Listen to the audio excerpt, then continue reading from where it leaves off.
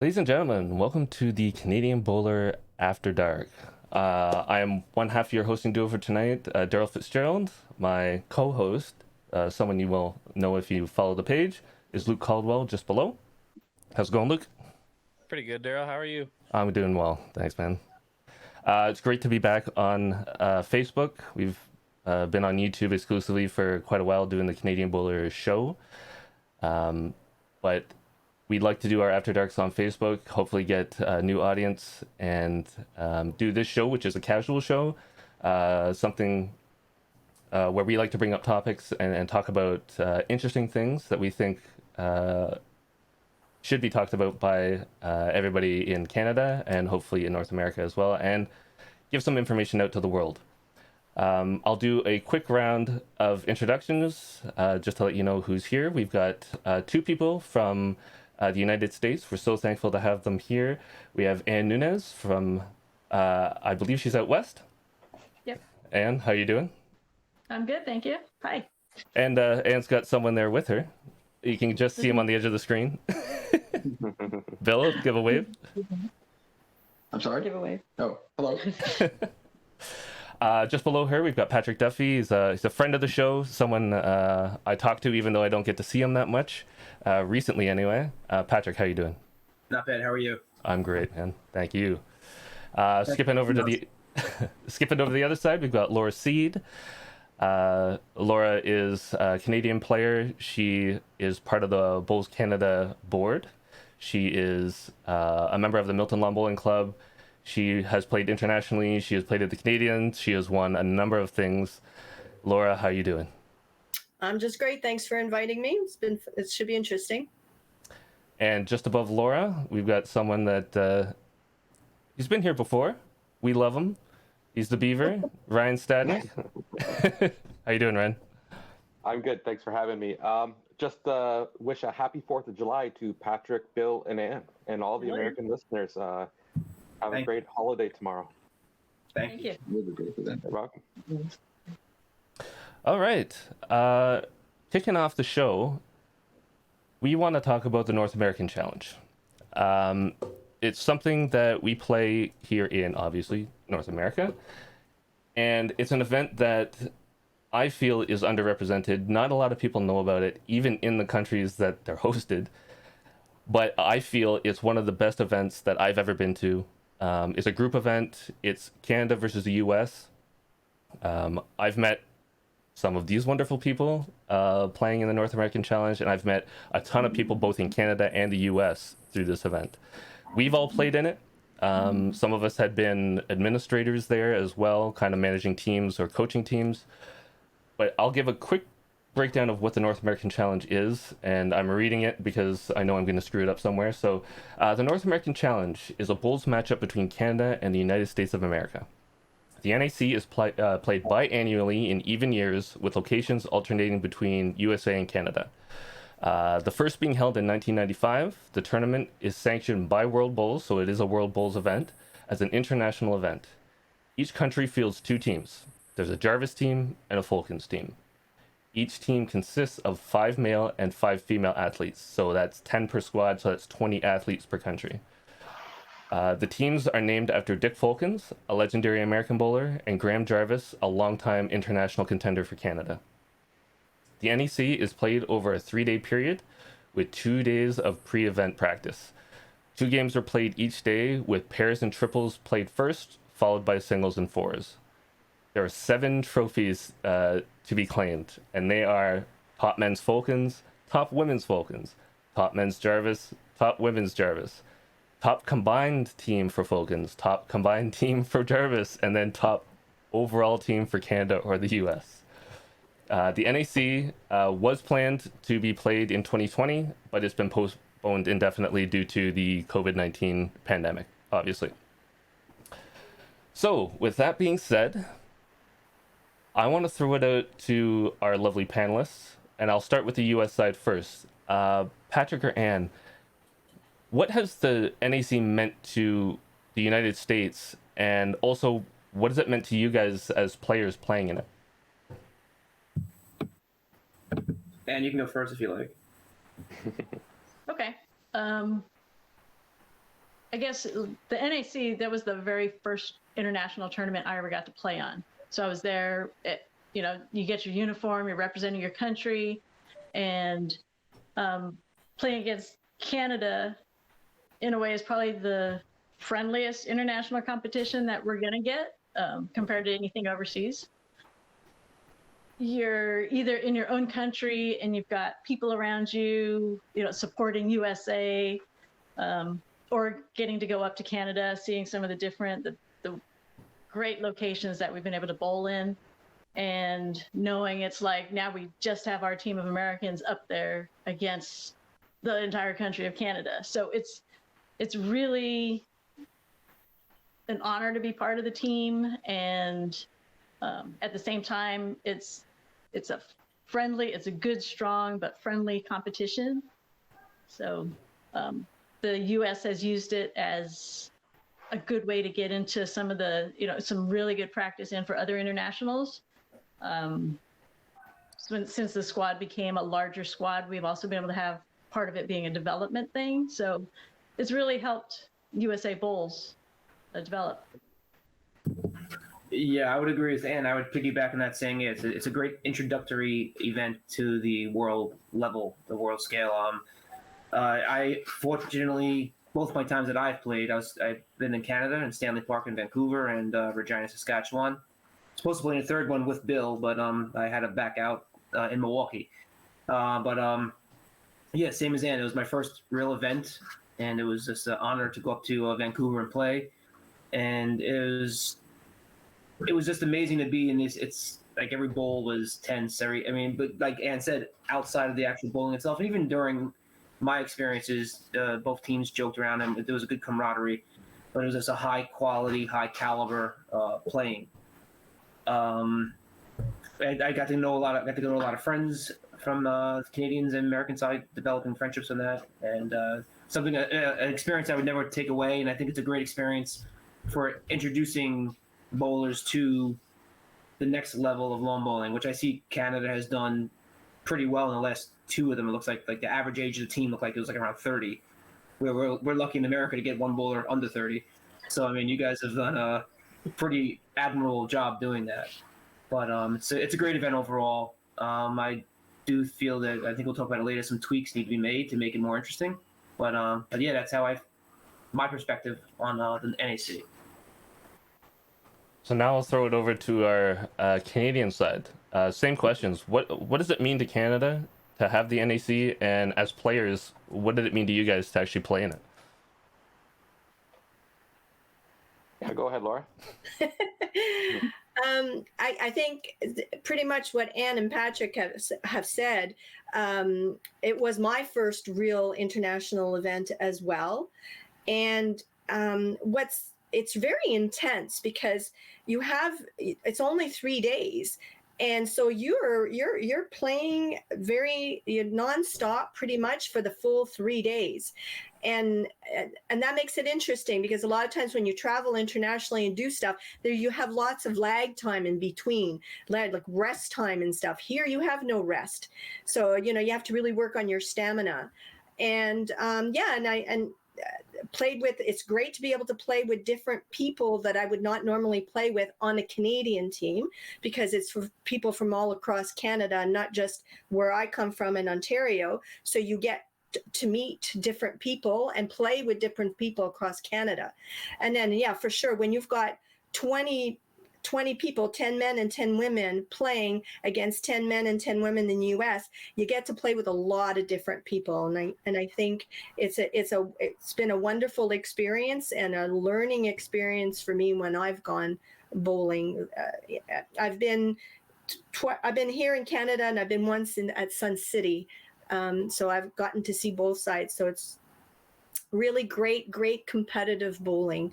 And I think and it's in close proximity. So it prepares you for international for sure. Ryan? Oh, well, yeah, like I think in the past, Canada has used the NAC as kind of a development thing where we use people or use our core group of athletes for the NAC, and then we also bring in 5 maybe other players that aren't are trying to break. What's the word I'm trying to look for? They're just trying to break ground on the national squad and go into the Asia Pacific. So I think it's a great integration to use to get to play with some of our core athletes. And that was always a big thing with me, getting to play with my brother in the first NAC. I played with Mark Sanford, Steve McCarahan, David Anderson, getting to finally get your chance to crack the Asia Pacific lineup maybe. And I think that's what we always use the NAC for, to try to build teams for other international competitions. Going forward, I think it's going to be very important for the NAC to make its mark again, because of the World Bowls playing schedule that we're going to need. We're going to need it back, the NAC. Luke, I want to toss this one to you as well. You played in it. You got to see firsthand the younger side of it from Canada, where we actually sent some developing players. What was your take on the NAC? Honestly, it's pretty similar to the rest of the you guys with your comments. It was my first event as well. Again, what Ryan said there, I thought it's pretty neat for the younger people coming up, or people who maybe haven't been able to play for their country yet. You get an opportunity to show people what you can do on the green. I think that's the best part about it. With how big the teams are, you get to see those people who are maybe you haven't heard of, but they're right on the edge, and the national teams are looking at them. So I think that's pretty cool idea. And like you guys said, it's fun. It's not like it's competitive, but it's not overly like super serious like some of the other ones. So that's nice as well. And it's just a good time. Yeah, for me, it's one of my favorite events. I loved playing in it every single time I got picked for it. You knew it wasn't World Bowls, you knew it wasn't Commonwealth Games, but it didn't matter. You wanted to win. You wanted to go out there and put on a show, have fun. Meeting people was probably the best part of the whole thing. Like you guys said, in between matches was great. You kind of sat and chatted with people, but even on the green, the connections that I made with not only my teammates but also my opponents was very different than any other competition that I've been in. That being said, obviously the large teams can be a difficult logistical nightmare for the admin side. Bringing in players, trying to make sure there's enough people to represent your country, and making sure that the right people are there, not just throwing people in because they want to go or they need to go or whatever it is. So I love the big team size, but I can also understand why that's a problem. I'm going to throw this one out to start with to Ryan. Why do you think the NAC isn't more popular and doesn't have any real following or exposure in Canada? I think publicity. We don't do a good enough job to market the tournament. I think it's just everyone forgets about the NAC, even though we still send 10 men, 10 ladies. It's a big part of our calendar. I just don't think there's enough hype about it. I look at big sporting events like the Ryder Cup. There's so much hype to the Ryder Cup. Well, why can't we have that hype about a bowling tournament here in Canada against the States? We have a grudge match with the States on everything, whether it be hockey, everything, baseball, this, that. So we just don't hype things up enough. And I think it just kind of, it's just another North American challenge. And I think it just gets lost in that aspect. Do you think the name has anything to do with it? That it's a North American challenge, not like a championship or whatever it is? It could, but it is the North American challenge. It's us against the States. I mean, I don't know how many other countries True. we can get involved that are in North America. Maybe there's more out there that we should be asking to participate. But I think the other countries are now in South America. Maybe we can make it an America's Cup down the road.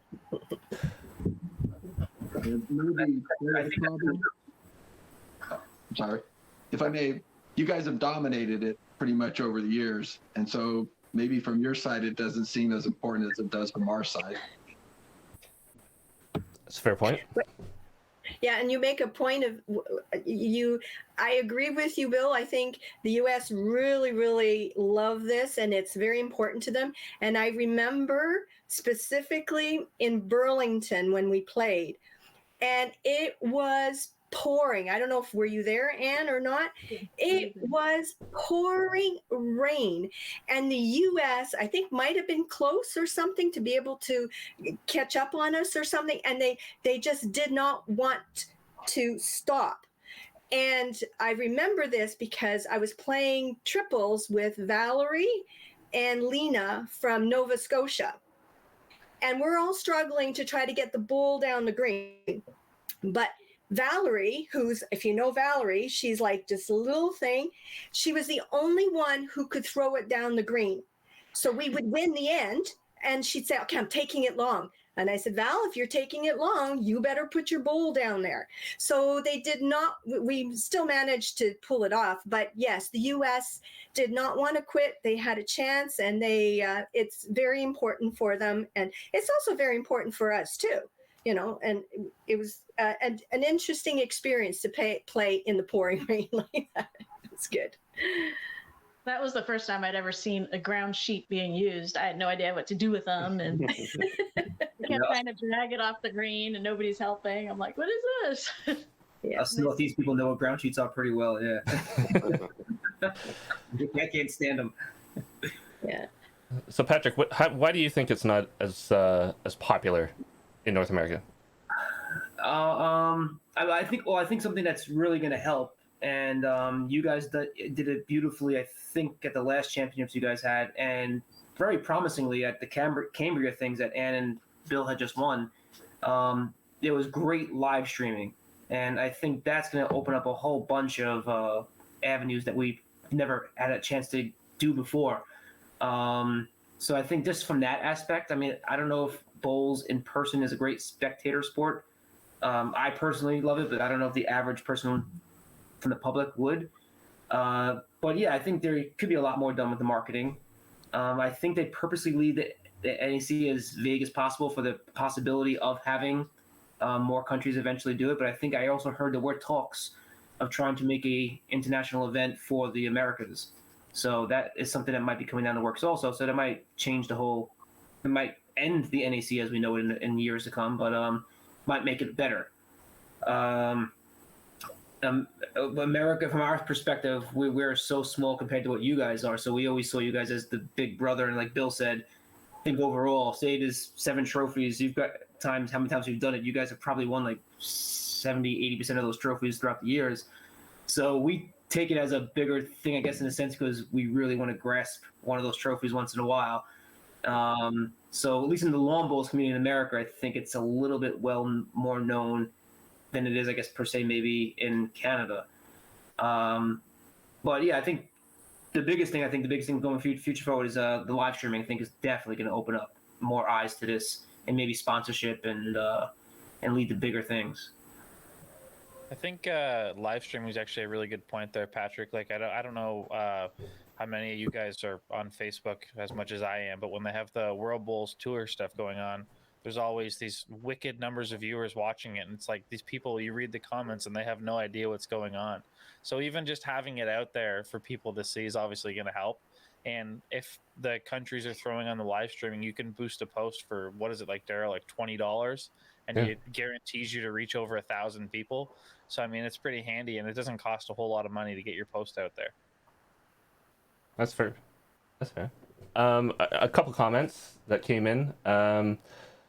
Derek Jones says the title should be Canada versus the USA and not the North American Challenge, because nobody knows what NAC or North American Challenge stands for. Do you think that's a fair comment? Yeah, fair comment there by Derek. As it is now, that is what actually it is. I mean, a name change wouldn't be a bad thing, and it hits the nail on the head with that one. Yeah. And another comment from Gord Fall. From the Canada side, most bowlers don't care because you have to be picked. It would be great to win your way in. Do you think that makes sense? And I was going to allude to that, is that maybe the reason why it's not that popular is you have to be chosen to go to the NAC versus, you know, if you were able to, if it was opened up like US Open or something, people would really want to maybe participate in it. So but I think people should still know about the NAC, and we need to advertise it better. But I think he's right. I think it's for those who are going to be on the national team pretty much, and then they get invited to it, whether you're development or whether you're going to be going somewhere and you need to play with someone across Canada you haven't played with before. So I think he does make a valid point there. Do you guys even have the schedule time to do that? Because your season's so condensed, and you have like 6 different qualifying for provincials and things like. I mean, it's a good problem, but I mean, you guys have so much stuff in such a short period of time. Yeah. Scheduling with us is a nightmare, especially with the national team program. And for past NACs, when we have a selection camp, an Asia Pacific competition, or another competition, and it's also an NAC year, we can't field the full team for the NAC.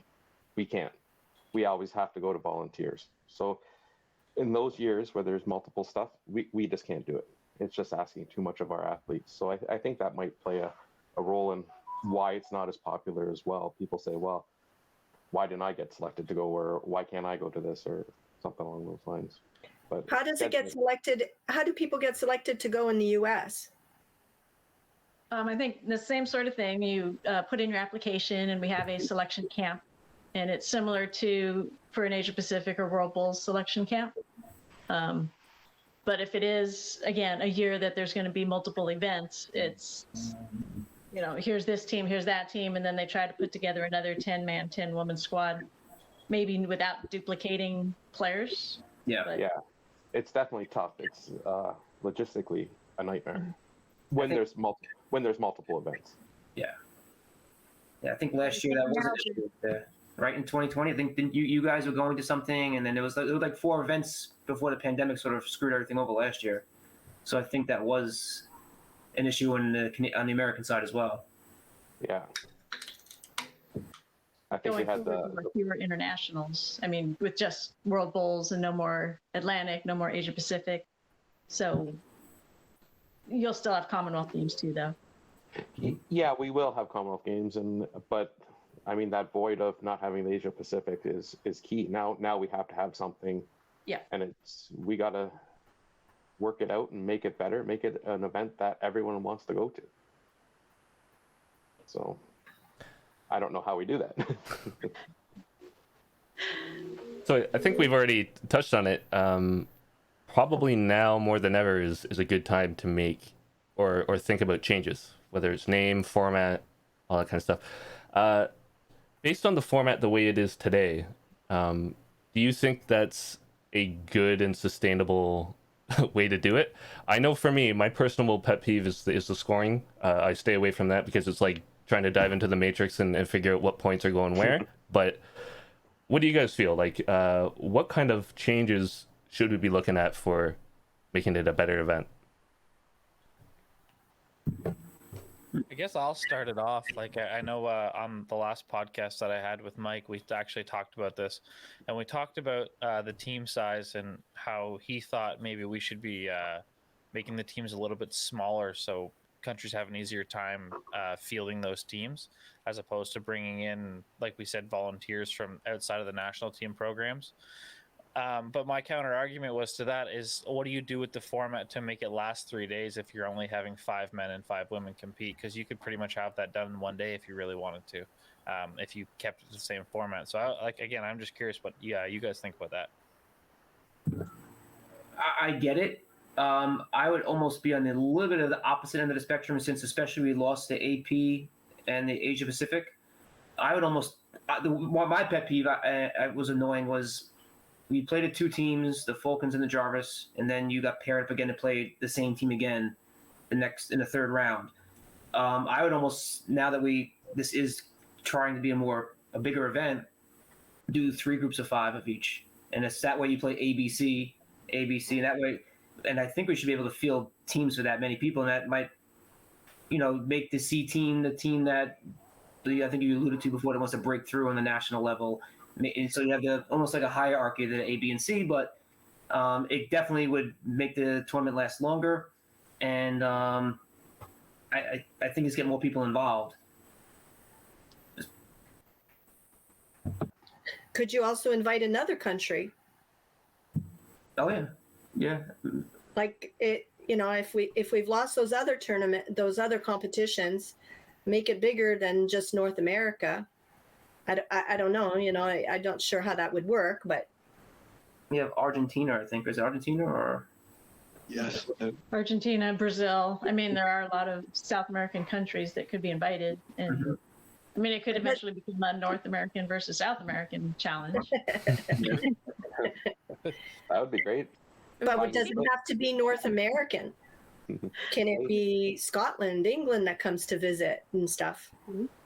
I suppose it And- depends on how strict you want to stick to the original thought of the event. Yeah. Interesting comment from somebody that you might know, Ryan. Chris Stadnyk is chiming in here. Based on Patrick's note of kind of an A, B, and C, where you kind of have maybe A is your senior squad or your main squad, the B is maybe development or whatever, the C squad being the country's national champions. So you win your national championship, you're in the C group. What do you think about that? I think that's a great Somebody idea. from the A or B team won the national championship. That's a good point. Problem. Good point. That's an interesting concept. Yeah, I think it's finding a winner of a Canadian championship or an American championship would be a good idea. We've talked about it before in meetings with the high performance program, and it's just never something that has come to fruition. But who knows? It could be a good idea. I still think having 15 or so of that many people, male and female, that's a lot to handle. And then you also run into the risk of if A's playing B, now C's sitting out. It would be so it'd be Canada would be A B C, and then America would be 1 2 3. So you're playing. There would be no buys. It'd just basically be. Oh, okay. Yeah, sorry. Yeah. No, that's yeah. Like I say, I had my second shot. I'm still not. Yeah, I mentioned it before on your posts or on some of your comments, Daryl, that I still like a Ryder Cup format where a coach can mix up the teams. So one day you're going to play 2 bowl triples, and the next round is 3 bowl triples or whatever. But you're having a point value per win, just like the Ryder Cup. So the Ryder Cup, there's 28 points available. First one to 14.5 wins. But we all end up on singles on the last day. So you're throwing out your singles matches. And just like in the Ryder Cup, that Sunday of the Ryder Cup is probably one of the most exciting days of. I mean, I don't know if there's any golf fans here, but just watching that play out, how Tiger Woods is up on Sergio Garcia, and every win matters. Whereas now, yes, the wins matter for the NAC, but this way we're playing for 1 trophy, not 7. Would it be gender centric or mixed? I haven't thought about that, but we can mix it up. I'm all for mixing it up. I don't know how anyone else would feel about that, but I would love that. I don't have a problem. I just think you could throw in different games. You could throw in 2 bowl triples. You could throw in 2 bowl pairs. You could throw in 4 bowl. But ending on a singles on the last day, to me, makes sense. Because I don't know. That's just I my don't think thought. everybody could play though, right? You can't have 10 singles matches for men and women going on at the same time. No, but you'd stagger them. So you throw, say, 4 or 5 matches at once, and as they finish, then you could keep a running total of who's winning, or your points. So now you say, okay, well, we have 4 more singles games, and heck, we need 2 more wins. You just kind of like stagger it and something along those lines. To me, that's what I always see it as, but that's just what I see it. I think the idea of mixing it up with the genders is also a really great idea, just because we're in kind of a sweet spot where strength or whatever of a man against a woman in our sport doesn't really matter, as opposed to some of the other ones. So I think that'd be a really good thing to throw in there, because it doesn't really matter if you're playing against a man or a woman. I can tell you, I don't want to play Anne in singles. Nobody does. I don't think I'd score a point. So, but back to the North American against South America, I maybe get to play with Pat and Bill. That would be great too, rather than against them. So with the new format being pretty much 3 bowl pairs and 2 bowl triples, the games are shorter. And I don't see why we couldn't do everything in one day, all the triples and pairs, one day, the next day, all the singles and fours. Maybe that third day could be where you do mixed teams and play against each other. yeah, Good one. yeah, I like the shorter games. I also think just playing 2 games a day at the NAC is kind of, I mean, we're there to bowl. It's kind of ridiculous. Every international competition I've been to is at minimum, 3 games a day. Yeah, we stretch the day out for that. Yeah, it's yes. Yeah, I agree. So 2 games a day, I'm like, well, what do I do with the rest of the day now? So I've always been disappointed that it was only 6 games total. You take a week off work and you play 6 games. yeah, Yep. yeah, exactly. No, yeah. Yeah, a week off work and a whole lot of money for 6 games. Yeah. And that was probably just more the social aspect of, we're opponents, but we're friends. So they would, play during the day and then enjoy an evening off. But if we do really want to make this a strong competition and develop players and, find good teams that work together, have it more realistic, play longer, play more. It's just is important. Yeah. I was going to say, there's an interesting comment in the chat. The Ryder Cup style would be perfect. Barring, say, South America doesn't come or doesn't want to come or isn't able to field a team, what would you say about US, Canada versus Europe, like the Ryder Cup, where it would be you get UK and any other countries from the Europe area versus Canada and the US combined? I would love that as a new event. I don't know. I would sort of want to keep the NAC, but I think that'd be an amazing challenge to do on a annual or biannual basis. That would be pretty cool. Like, Scotland, Ireland, England mixed coming to challenge us, like the UK versus Canada and America combined, something like that. Yeah, that's kind of what I was alluding to. Right. Yeah. Well, no doubt that would be a big showcase for bowling, like to have those kind of top level players over here for an event like that. That could save bowling. Who knows? Like, that could make it big. Yeah, if cornhole can be on ESPN 6 hours a day, that we can we can get that for lawn bowling also. Totally. And it might be also a little bit tough to get the venues, right? Because we already are struggling with venues that we feel are adequate as it is for even the Canadian championships. So you have to throw that into the mix as well, as to what club would be doing this or willing to do all this work, and if their greens would be up to speed as well. I mean, I suppose if you're having such a big event, then you could probably pull sponsors in. At the end of the day, money talks. So I don't think it'd be that hard to get a club to support it if there was money involved. Yeah. Love to see that. I mean, outside of Regina, Saskatchewan, they have 3 greens, right? 4. 4. So I would say Regina would be amazing. I don't know anywhere else in Canada that has that many, and then probably Arizona would probably be the best spot for America. Yeah, we have 3 4-green complexes here in Canada. We do. Okay. All right. Yeah, one in Vancouver or Victoria, and one in Edmonton, and then the one in Regina. But there's so many good clubs, especially in Southern California, Arizona. For the rest of the United States, I'm not so sure about. I don't know enough about them. But there's a lot of good clubs that would be, I'm sure, would love to showcase an event like that. I'm a little curious about a comment that came out. National champions represent as maybe a C team or something like that. I'm a little unsure about how the national championships run for the U.S. And we can comment on Canada as well. What after the national championships, is there any incentive or something for the winner outside of winning that championship in the U.S.?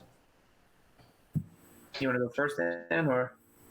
Yeah, well, for the singles, there's the Champion of Champions that you would go on to play the following year internationally against the other countries. But there's nothing for our pairs champions. Yeah. Nothing at all. And I think that would satisfy Gord's comment of the average bowler getting, they play their play downs, they win their championships. Now they get an automatic spot onto the NAC team for the C team, possibly, or something like that. But yeah, like Ann said, nothing outside of Champion of Champions. Now, do you guys only play 2 events? Yes. Yeah. Men's and women's singles and pairs. Yeah. Oh, okay. Because you guys do fours, triples, pairs, singles, like seniors, regular. You guys have a whole bunch of them, right? We've got it all. Yeah. We're not doing trebles, though, are we? That got no. dropped. But yeah, there's a lot of events. Yes. Yeah. Which is a good thing, but yeah, I mean, and that's another question, I guess. What do you guys feel about 7 trophies for one event? Is that too many, or is it like everybody gets an award type of thing, or is it a cool thing? Personally, I like it because I think I was Fulkins both time. Our men's group won our individual trophy, but is it too many trophies? What do you guys think? Well, the goal is to try to get them all. It's like Pokemon, yeah. Get them all. It was interesting to win them, but after the event, for me, it really didn't seem like I competed for all these trophies. Like, I was focused on, if I was on Jarvis, I was going for Jarvis. I wanted to get that top spot and get that trophy. The additional ones didn't really matter. Maybe the overall one where it was like, hey, and Canada or the US is the winner meant something, but those middle ones didn't resonate, and it was just kind of another trophy. I don't know how you guys think. But... I mean, it would be kind of cool if you were just competing for one big, giant, elaborate trophy. Yeah, I just think there's too many, personally. That's a lot of trophies up for grabs for one competition. What about if prize money was involved? Would that be a good thing or a bad thing, or? I think at this current state, it's a bad thing because it's an invite only. Okay.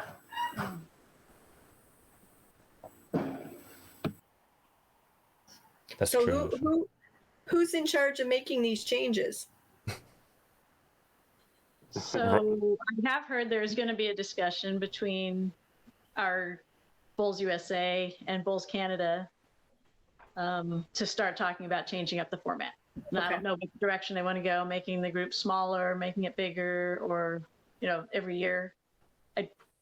They were going to have a discussion a month or 2 ago and it got pushed out. So it's going to happen.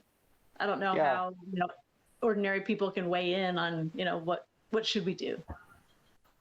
Yeah, I know there is going to be a meeting set up. I'm not involved with that meeting, but I believe we have one of our athlete reps and 2 people from our high performance committee, along with Anna Mees. And from the American side, I believe we're getting the president of Bulls USA and basically 2 other people. I'm not exactly sure who's involved, but we're looking forward to those meetings and a discussion on how we can tweak the NAC. So I'm looking forward to hearing what comes out of those.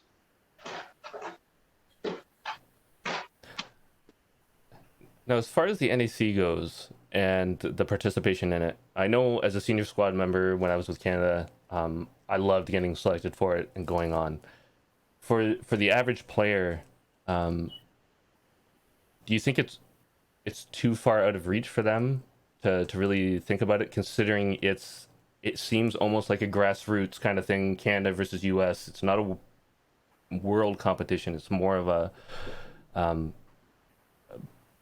homegrown kind of thing where it's two countries competing for a championship rather than a whole raft of countries.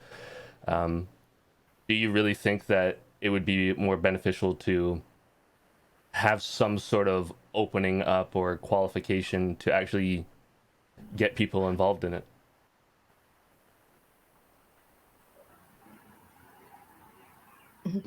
Crickets. I don't think it would be a bad thing necessarily to have some sort of qualification or opening it up. But I think it also comes back to what Patrick touched on earlier is where do you fit that in? And just and then I guess the other question is if you open it up for one of the international events for whatever, then why wouldn't you open it up for the entire national team, sort of like how they do it in curling or other sports? So I guess it just opens up a can of worms if you do something like that.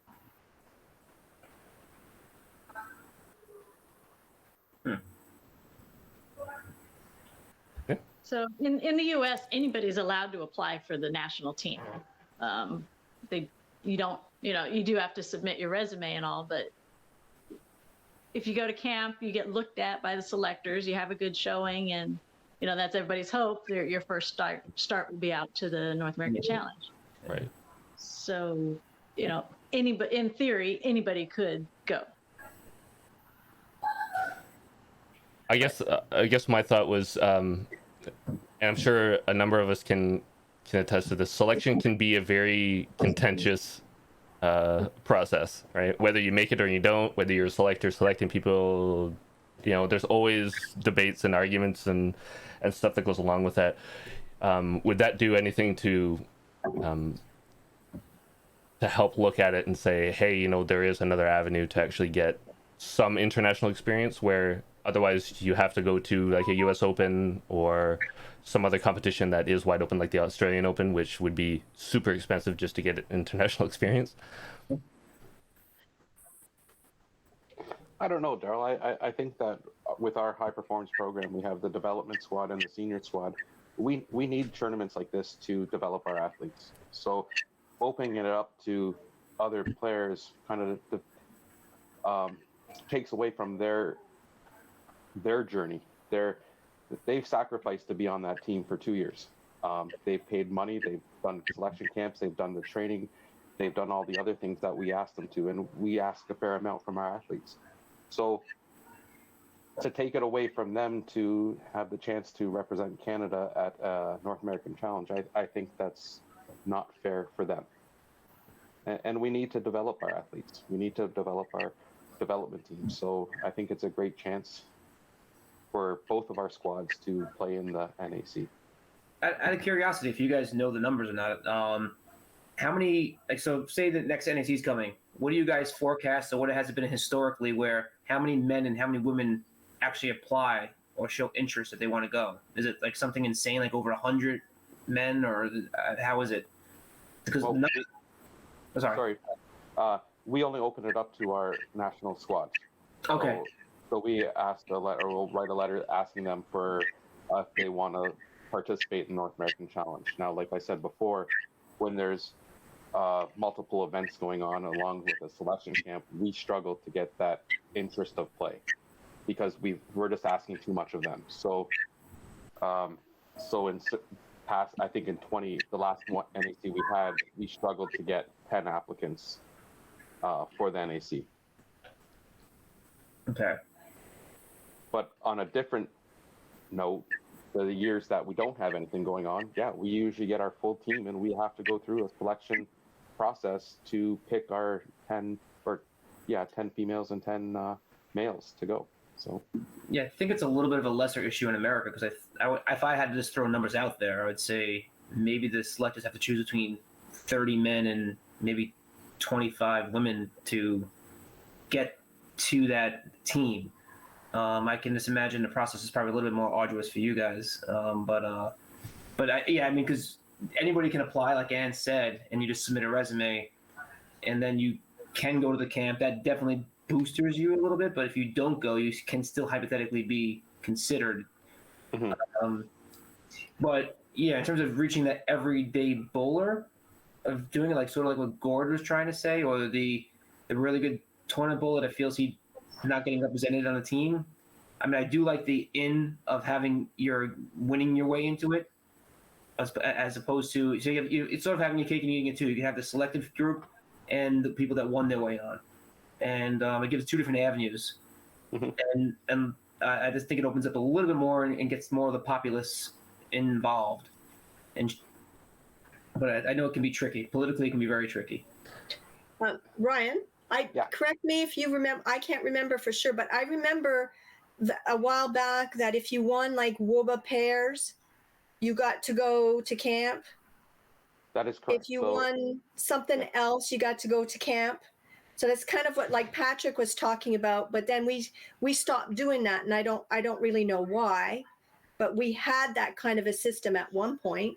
Do you remember? Yeah, we definitely did, and I think it turns out that the level of competition went down for WOBA over the last few years that we decided that was happening. Yeah, Burl and I won it, so you can tell it went down. No, I didn't mean it like that. I'm joking. Even with the amount of entries for WOBA, like the amount of entries for WOBA in its heyday when we decided to do that, the winners of the pairs event would get selected. We were filling 4 greens for WOBA. Yeah. And in the later years of WOBA, we struggled to fill 1.5 at Fairmont. So it just everything went down. So we just didn't feel that it was. But wasn't there other ways you could qualify? It wasn't just WOBA pairs. It wasn't just WOBA events. There was other events that we could win and qualify us to go to camp. But maybe I'm wrong. Maybe it was just WOBA. That I'm not sure about. I know it was WOBA for sure, but I don't know about any other ones. But someone will probably pipe up on the chat there and give an answer. Well, I bet you if David's listening, he would know exactly what I'm talking about.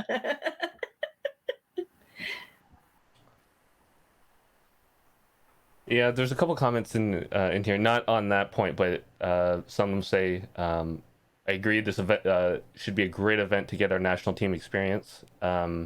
That was to your point, Ryan. And then another point, I feel that there should be a reward for winning the national title.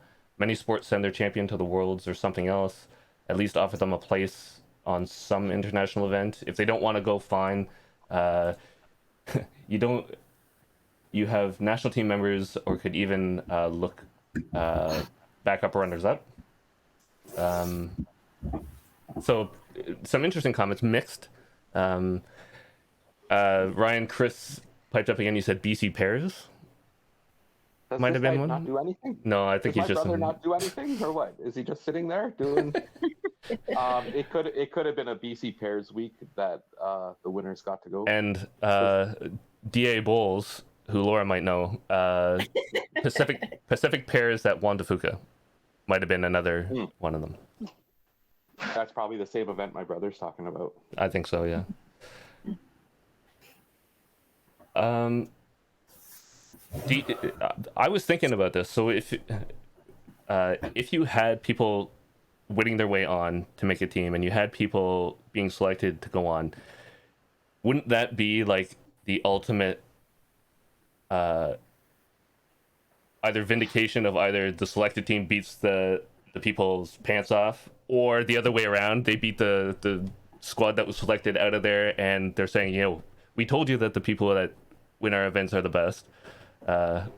It could go either way, I guess, right? I don't know which way it would go, but I think you'd piss a lot of people off. Daily, I think no matter what we do, it's always going to be people against it. I mean, sort of use Ryan's analogy. One of the coolest things about golf is the random guy that qualifies the week prior, and all of a sudden he's at the top of the leaderboard on Sunday. So it gives that chance that the average bowler, or if they win their way in, they earn their ticket to play with the big boys in a way. And I would think, I was just using Gord as an example, if he qualified, he would be all Team Canada with the Ryans and the Besters of the world and all that stuff. It means that you guys would be on the same side, obviously. I don't think there'd be any contention between the team, but I think it would just give a different avenue to just let the average everyday bowler get it in to an event like this. And they can prove their medal on the green. I mean, that's the chance, the opportunity that they really want. It could resolve a lot of issues, but it could also start a whole bunch more too.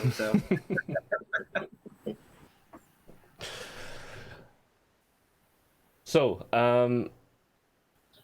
we haven't really talked about format. I mean, you talked about Ryder Cup.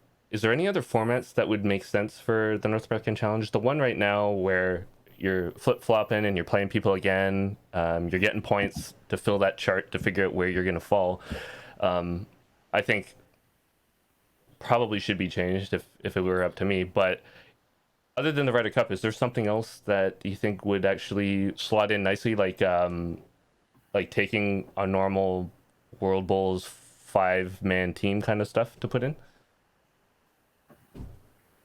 When we used to do the 5-man, 5-women team, it was straight up, wins and losses, and you go like that. And when they expanded it into the 10, that's when they started doing you track all the Fulkins points, all the Jarvis points, and right, it takes a math major to figure out who won the event.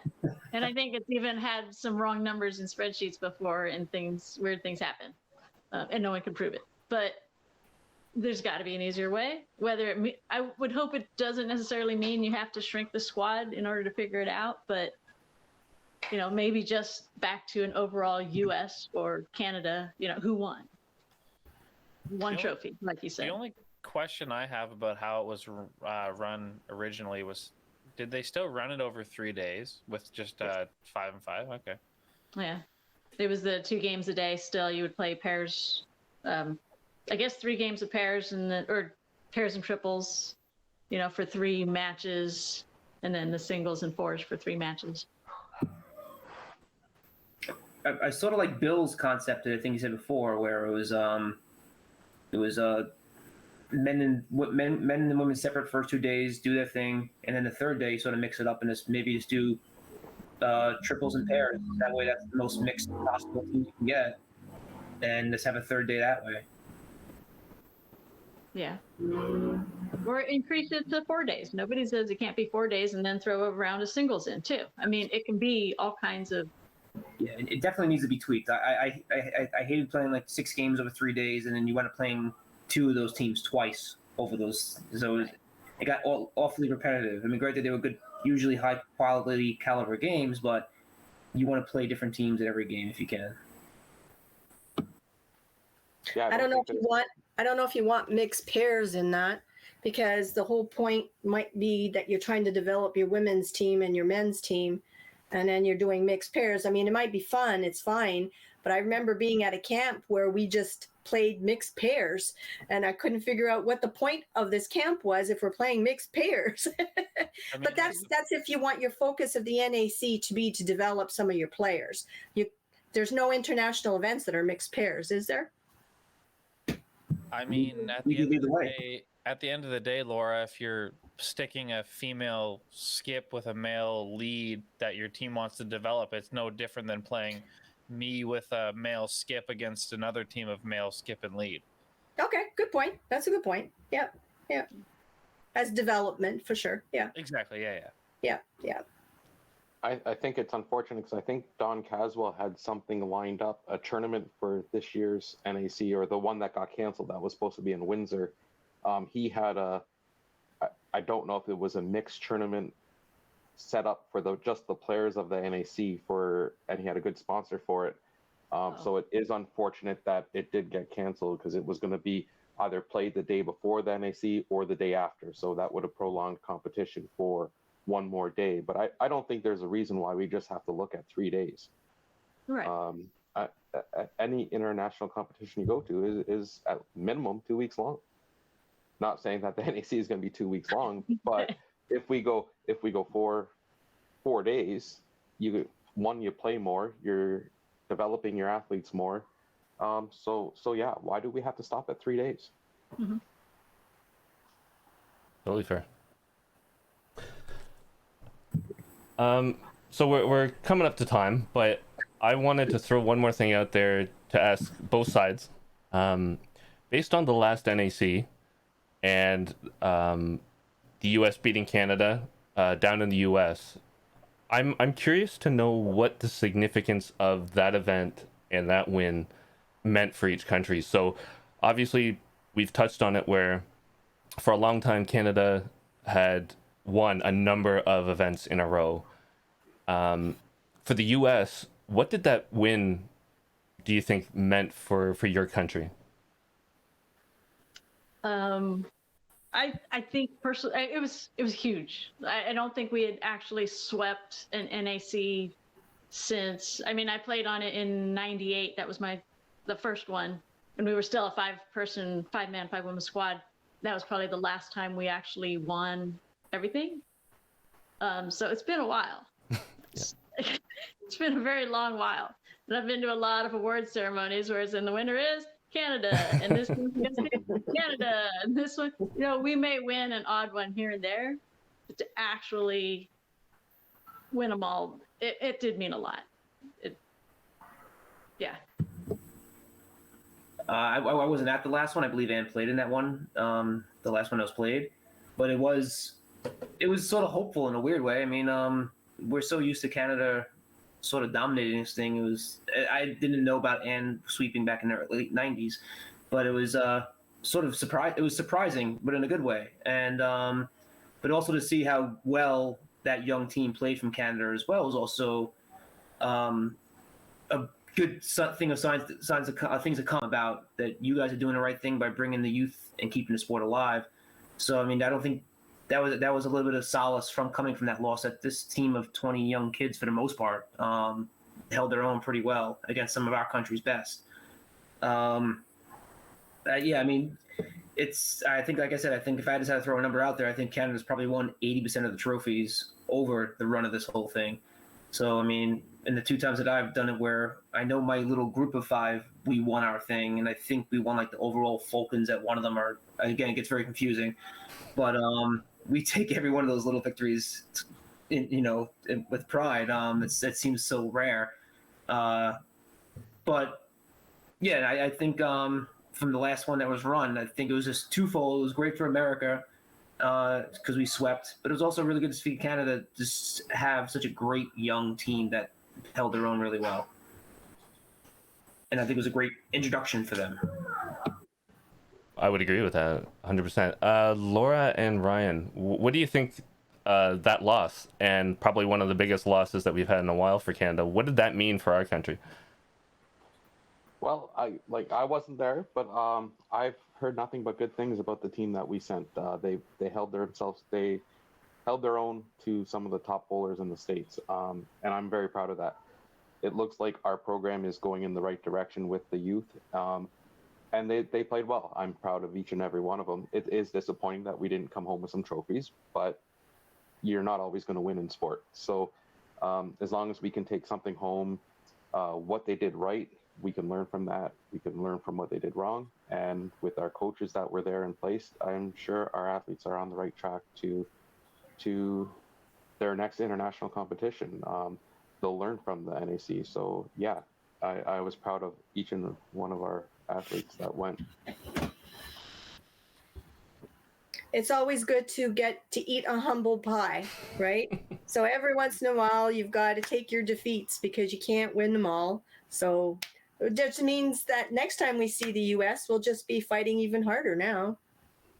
Very good. Very good. Just to end off, a couple comments in the chat.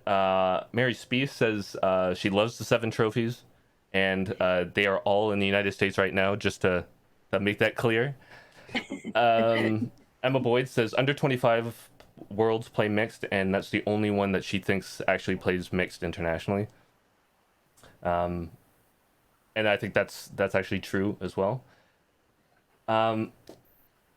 Everybody, thank you so much for joining us here on the Canadian Bowl After Dark. Thank you for being open and honest and putting out some great ideas. I hope that these get picked up by those that are possibly going to be chatting about stuff and looking at this event. Maybe there's some ideas that'll come out of this and help them just mold and shape that event into something that's going to be just outstanding. Luke, is there any final comments you wanted to shout out? Not a whole lot. I just wanted to again say thanks to all you guys for coming on our show. We really do appreciate it. Throwing this together, it's always a good time talking to people about the sport that we love so much. So yeah, again, thanks. Appreciate it. Yep. Thank you very much for inviting me. It was fun. Yeah, thanks for having us. Awesome. Yeah, great. Thank you. Well, we Thank hope you. we can have some of you guys on again, maybe for a different conversation or a different show. For those of you out there, we are striving to get 1,000 subs on YouTube. We are edging ourselves up there. We're in the mid 600s. 1,000 would be great on Facebook as well. So don't forget to follow, like, hit that subscribe button if you go to YouTube. Every single follow, every single share just means the world to us.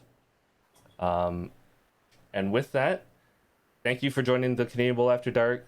Thank you for joining this conversation. And as always, may all your bowls be touchers.